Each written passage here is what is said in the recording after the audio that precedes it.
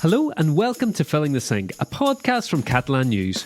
Please stay seated, keep your arms, hands, legs and feet inside the ride at all times and hold on to your hats. Because today we're talking about amusement parks. Yes, this week Filling the Sink is going on a roller coaster ride through Catalonia's theme parks and water parks. We're venturing into Uncharted territory, checking out the new dark ride at PortAventura based on the video game and movie of the same name. We'll be bringing you a bit of a guide to the various parks you can visit this summer and looking back at the interesting history of amusement parks in Catalonia, all the way back to 1853. And we'll be hearing how water parks are being affected by the ongoing drought here. So that's all coming up. I'm Lorcan Doherty, by the way, and joining me today are Kate Naessens and Gerard Esciach Folch. Hi, folks. Hello, Lorcan. Hello, how are you? I'm very well, thank you. So, are you two thrill seekers, big fans of amusement parks, or scaredy cats, or just going up and down, to the left, to the right? I haven't been to any in years, but when I went as a kid and as a teenager and stuff, and I always have a really good time. Yeah, Kate? right. Yeah, I love them. Yeah? Yeah, I suppose I'm only just out of being a teenager and a kid. So, yeah. I really have the fond memories there. The big one here in Catalonia is obviously PortAventura, which I think I heard about when I was in primary school, back in Ireland. Word reached us of this mythical place in Salou, as it's not pronounced, but how we pronounced it. Yeah, exactly. Back when you were in, sorry, I'm still processing the information that you learned about this place back in Ireland when you were at school. Yeah, definitely. It wasn't, it's not maybe as famous, obviously, as Disneyland Paris, Euro Disney, but it's kind of definitely up there. Isn't it? In fact, Disneyland Paris was supposed to be Disneyland Barcelona. So the original site that was meant to set up here before... one of the contender sites was Salou, but it ended up being Paris. And then so they opened PortAventura in 1995. And I guess you've been a few times, Gerard? I've been a few times, with friends and family, and more recently with work. Yeah, we'll hear a bit about that very shortly. But to be fair, it took me a while to get on some of the rides they have because I was a little bit scared, I have to say. It is scary, especially if you're a kid, Well, you haven't been to PortAventura, Kate, but would you say brave enough to go on all the rides and stuff? I used to not be. I was the same as Gerard there. I was definitely very scared as a kid and I refused to go on any. But then one day I decided that was enough. I want to enjoy these. I want to like them. So I had a friend come with me on every ride. We were on a school trip together. It was Dunrell in the Netherlands. Wow. Yeah. There's only one ride I haven't went on to PortAventura, which probably I'll have to go with you, which is the free fall, 100-meter free fall. So we'll take that on. Yeah. I'll let you the honors. That can be the next Catalan News trip. No, but there's another one which also took me a while to get in, which was Lorcan, which was the first ride that they opened, the roller coaster. There are several loops, and in fact, when they opened it here in Catalonia, it was something very surprising because obviously PortAventura, it was kind of a new thing. Yeah, exactly. And in fact, it was opened by at the time, president of the Catalan government, Jordi Pujol. And when he got out, it was quite funny because he said, "Oh yeah, go. I recommend it a lot. It impresses a little bit at first, but once you're used to it, it's over." So that's Dragon Can, enjoyed by former Catalan President Jordi Pujol, going along there at 110 kilometres per hour. Dragon Can is in the China area of PortAventura, which is kind of divided up. Well, it's a theme park. It's divided up into these different areas. They have their own story and stuff. They have the Mediterranean, Polynesia, Far West, Sesamo Aventura for the kids. Far West, it's in English, but we would actually say Wild West, wouldn't you, Kate? Would, it's kind of funny. It's not quite the right one, I would say. Well, you can call them and say, then there's also Mexico. Mexico as well. Okay, right, okay. So it's incredibly popular. The most popular theme park in Spain, 5.2 million visitors in 2019, so pre-pandemic. One thing about any of these massive theme parks, Kate, I think it's fair to say, is not overly cheap, are they? No, definitely not. But there's a variety of different promotions depending on what you're looking for. So for one day at just PortAventura, it's €48 for an adult, 42 for kids aged 4 to 10 and over 60s. But that's actually not all. I'd say there's probably more 4 to 10 year olds than over 60s, I would imagine. The demographic definitely leans that way. But as part of that, PortAventura actually has 2 other kind of theme parks attached to it. That's Ferrari Land, which is the first Ferrari theme park in Europe. and also Caribe Aquatic Park, which is a water park that they have attached to. So there's some different deals that you can get where you can buy a pass for 2 of them for a day and all that sort of stuff. And if you want to skip the queue, you can pay to do that as well. You can indeed. You can pay for everything. It's cost between 23 to 65 euro for an unlimited fast access to the main rides. There's also deals, if you stay in one of the hotels on site. There's 6 4-star hotels and 1 5-star hotel on site.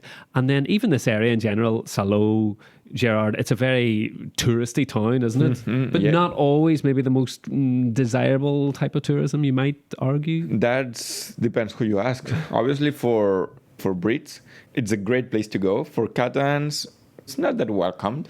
Well, there's a lot of Northern Europeans and, people go there. It's a bit of you get a lot of lads holidays or hen do, stag do's, that kind of thing. It's a little bit complicated to define that area because there are so many tourists and so many different, like people who just go to PortAventura, families traveling for a couple of days. Yes, lots of families, of course, yeah.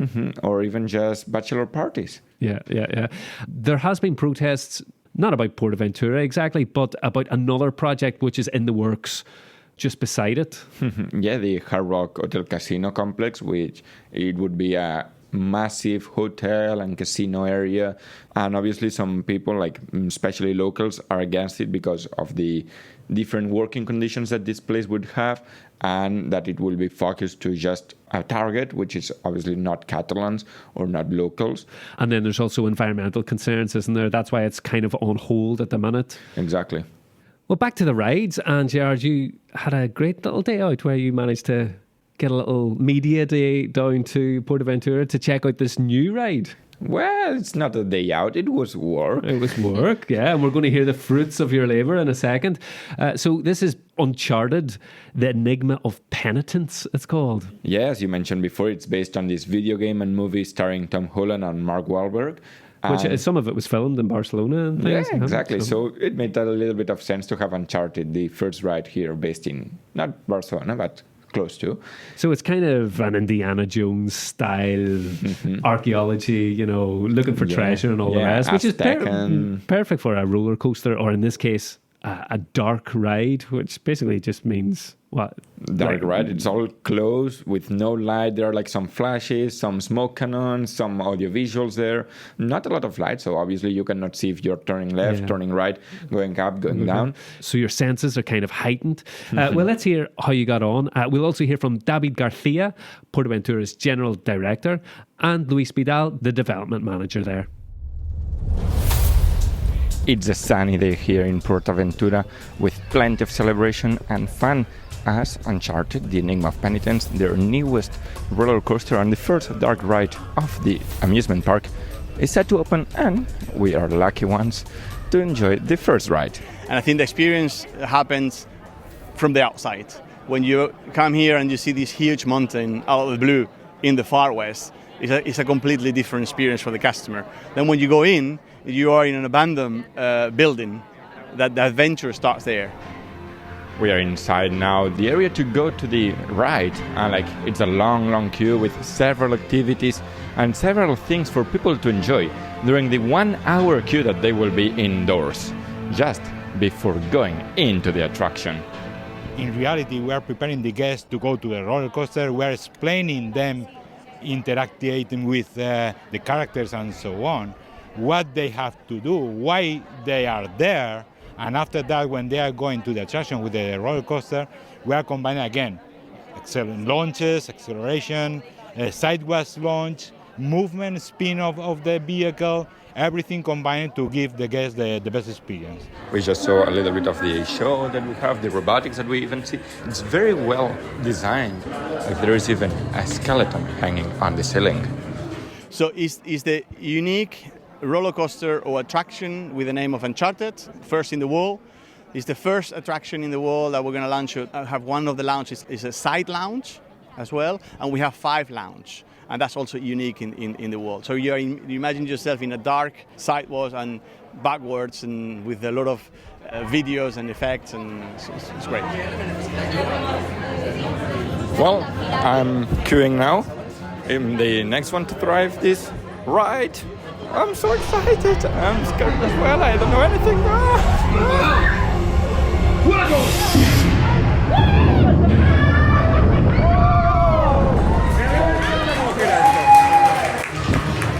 amazing. I just left the ride here. Like, it's amazing. Like, you turn around, you go up, you go down, like, all dark, like, with video projections and everything. Like, I was surprised and I really, really liked it.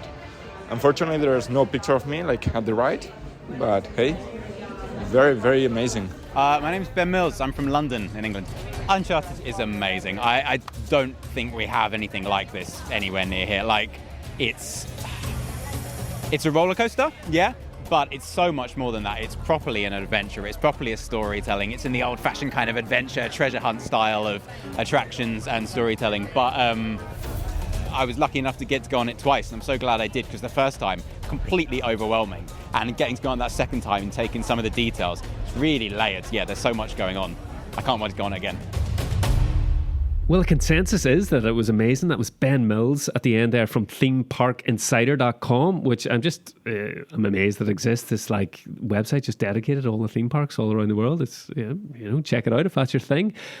But Gerard, very disappointed to hear you didn't get your official picture. Well, technically, I didn't get an official picture from the ride that they have, like the cameras, but I was on newspapers because they took a picture of me after the ride, and it looks so fun. And so this is like media outlets all over Catalonia has that, because it was what was the first ride? Yeah, it was. Well, technically, it was the second ride because the first one was for workers of PortAventura, okay. But I was on the second car that they had. So yeah, you could say almost the first ride of Uncharted, €25 million ride. €25 million ride. So what's the verdict? Worth it? Yeah. There you go. So you were one of the first people on it. It's now open to the public. And you had a great time, but there has been some complaints on social media and things. Yeah, especially because as it's the first new ride from a roller coaster from PortAventura in some years, and it's like obviously the new thing, everyone wants to try it. And many visitors complain on social media because they had been waiting for like 3, 4, up to 5 hours in line. That's the thing with theme parks in general, isn't it? Big long queues for really short rides, but that's taken a bit too far. So anyway, that's Uncharted. It's the newest ride in Catalonia, but Catalonia has a very long history of amusement parks dating all the way back to at least 1853, Gerard. Yeah, with the Jardín de los Campos Elíseos in Barcelona, so not Champs-Élysées in Paris. Yeah, a kind of translation, same thing. The Elysian Fields, I think we say in English. Well, so in those Elysian Fields, which is currently Passeig de Gràcia in Barcelona city center, there used to be some roller coasters back then, but there were also amusement parks in Ciutadella Park, which is called Saturna Park at the time, or even Turó Park here in Sarrià-Sant Gervasi neighborhood. So loads of the normal parks had like these rides in Catalonia. It's a pity they got rid of them. Montjuïc is probably the most well-known of these parks that has since closed. Montjuïc, obviously the big hill near the coast in Barcelona here. And it's got everything, botanical gardens, museums, but I didn't realise it had a theme park as well. Yeah, it had a theme park with several rides, roller coasters. There was even one called Boomerang, which was the highest roller coaster in Spain at the time installed in the 1990s. And that amusement park opened in 1960s and it closed down in 1998. But you can still see some of the elements of the park, of the amusement park, is just as the Jardín Joan Brossa, which is currently a gardens here. That's the entrance of the actual park.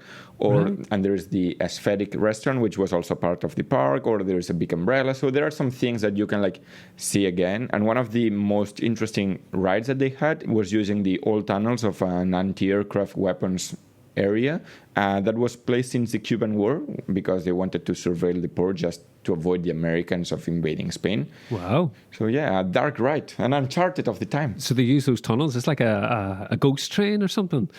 So that's Montjuïc, which closed in 1998. But there's one very famous theme park in Barcelona, which is still going strong. Kate?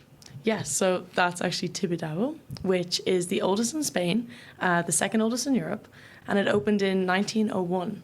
And it's seen at the top of the hill, and you can see it from everywhere in Barcelona. Yeah, it's up in the hill, up in Collserola, Tibidabo to be specific. And it's got an interesting history too, Gerard. Yeah, exactly. It all dates back to the late 19th century when Dr. Andreu, the owner of the terrain, decided to urbanize the area and to make it like a city garden area with like an amusement park, but it was already like the experience of going up to hills. So they built, as well as building this theme park, which is, 500 meters above the city of Barcelona, they also had to build this tram and funicular in order that people could get up it. Or you could just walk. Yeah, exactly. Fe salut, be a little bit of... Fe salut, is that our Catalan phrase for that this week? No, I have another one healthy, for you. But yeah, there were several main rides. For example, one of them that are still running is La Talaya, which is like this kind of like long stick that puts you 50 meters above ground. The views are great. You can see exactly. the whole city. You can see the Mediterranean. Depending on the day, you can even see Mallorca and the really? Balearic Island. Unbelievable. Yeah. And that's been going like for over 100 years. Yeah, that 1921. That specific ride. Yeah, and then there is also the plane, which is very famous. It's even like the logo of the amusement park. It's a red plane, which is a replica from the first plane that was used to go from Madrid to Barcelona. And it's a really popular activity for families, especially at the weekends. Now we're into summer as well. Yeah, there are roller coasters. There is a Ferris wheel with amazing views. Hotel Kruger, which is like a terror hotel. Like a haunted house. A haunted house, exactly. And the interesting thing about it is that it's a publicly owned theme park as well. It's owned by the city council, which I just think is like, I don't know if that happens in many places, but that really surprised me when I heard about that. €35 if you're over 120 centimetres tall. Not sure what that is in feet and inches. Not tall. And I mentioned there, it's a really popular activity. Obviously, over the summer, we're into school holidays and things like that now. But maybe a better option on these, especially this last week, it's been so hot, is water parks. And Kate, you've been looking, there are loads of water parks in Catalonia. Oh, there are plenty, yes. One of the things that's been up for recent debate is the effect of the drought that's been going on for the past 2.5 years here in Catalonia, where even last year, 2022, it was the driest year on record since 1950, which is very jarring. Okay, well, let's listen now to how some water parks in Catalonia are dealing with this. During a drought, people might assume that water parks are an unnecessary drain on resources. I mean, all that water is surely getting wasted, no? In a chat with Julia López Arenas, Catalan news agency reporters learned that it is actually a much more cyclical process.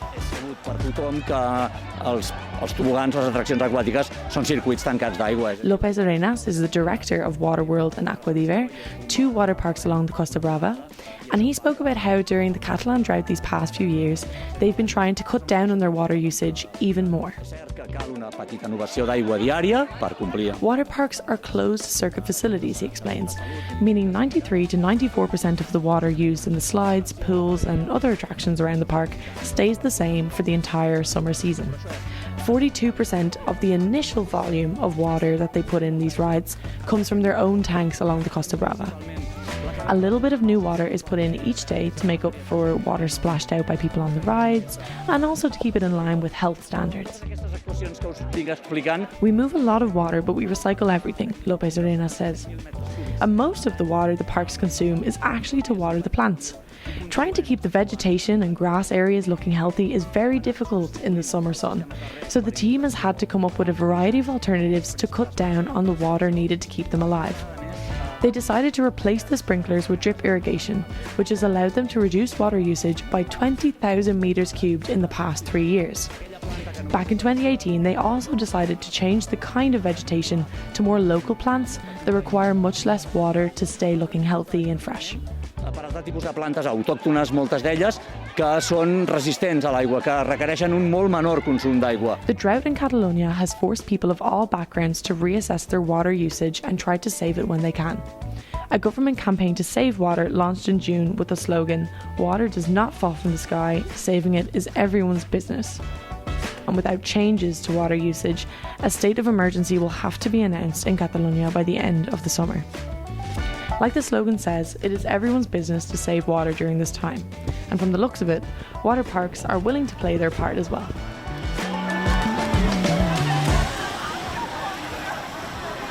Thanks for that, Kate, and thanks to Julia for speaking to ACN, the Catalan news agency, as well. Julia, a man, like the Catalan equivalent of Julian, not... I would say Julia then, Julia, which is a really Julia. common name here as Exactly. well. Anyway, that's a little bit of a side note. Just well, actually, speaking of names, I was looking at one aqua. It looks like aqua diver in English, like you're going to go diving, but it's It's diversion, which is not diversion in English, but diversión and like to have fun. to have fun, right? So aqua diver. Waterworld is probably one of the most well known as well in Catalonia, Kate. Yeah, so the two of them are only 30 minutes from each other. Waterworld is up in Selva, which is along the Costa Brava, and it is actually one of the largest water parks in Europe, so that is why it's so well known. There's around 30% local tourists that go, but the majority is definitely foreign tourists who come to see this place. I suppose a lot of people holidaying in the Costa Brava and think, a bit of water park. Definitely, yeah, like a day trip here, kind of, maybe relax on the beach the other days, but then a day of fun and adventure. And home to some record-breaking slides and stuff as well. Oh yes, Water Mountain is Europe's largest water coaster, Oh, really? as they describe it, and also their rafting river, which is Europe's highest water attraction. Up further than that, up really close to the border of France, there's Aqua Brava, which is on the outskirts of Roses along the Costa Brava, and they are home to the largest wave pool in Europe. God, there's all these. I had no idea about all these. Largest, highest water attraction, largest wave pool. Water coaster. Yeah. It's very impressive. A bit further down along the coast then, in Maresme, you've got another very well-known one, Marineland. Yeah, so it's part of the chain of marine lands that you find around the globe. They're up in Canada, in Majorca too.